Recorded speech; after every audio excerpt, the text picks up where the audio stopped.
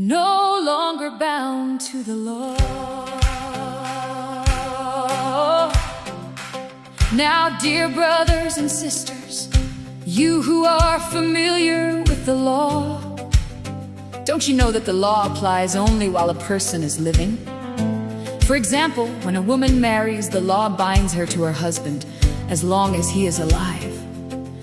But if he dies, the laws of marriage no longer apply to her. So while her husband is alive, she would be committing adultery if she married another man. But if her husband dies, she is free from that law and does not commit adultery when she remarries. So, my dear brothers and sisters, this is the point. You died to the power of the law when you died with Christ. And now you are united with the one who was raised from the dead. As a result, we can produce a harvest of good deeds for God. When we were controlled by our old nature, sinful desires were at work within us, and the law aroused these evil desires that produced a harvest of sinful deeds, resulting in death. But now we have been released from the law, for we died to it and are no longer captive to its power. Now we can serve God, not in the old way of obeying the letter of the law, but in the new way of living in the Spirit. God's law reveals our sin. Well then, am I suggesting that the law of God is sinful? Of course not. In fact, it was the law that showed me my sin. I would never have known that coveting is wrong if the law had not said, you must not covet. But sin used this command to arouse all kinds of covetous desires within me. If there were no law, sin would not have that power. At one time I lived without understanding the law. But when I learned the command not to covet, for instance, the power of sin came to life, and I died. So I discovered that the law's commands, which were supposed to bring life, brought spiritual death instead.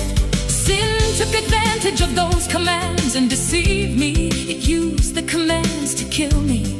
But still, the law itself is holy, and its commands are holy and right and good. But how can that be? Did the law, which is good, cause my death? Of course not. Sin used what was good to bring about my condemnation to death. So we can see how terrible sin really is.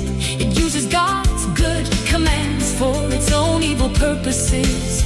Struggling with sin, so the trouble is not with the law, it is spiritual and good. The trouble is with me, for I am all too human, a slave to sin. I don't really understand myself, for I want to do what is right, but I don't do it. Instead, I do what I hate. But if I know that what I am doing is wrong, this shows that I agree that the law is good. So I am not the one doing wrong, it is sin living in me that does it. And I know that nothing good lives in me, that is, in my sinful nature.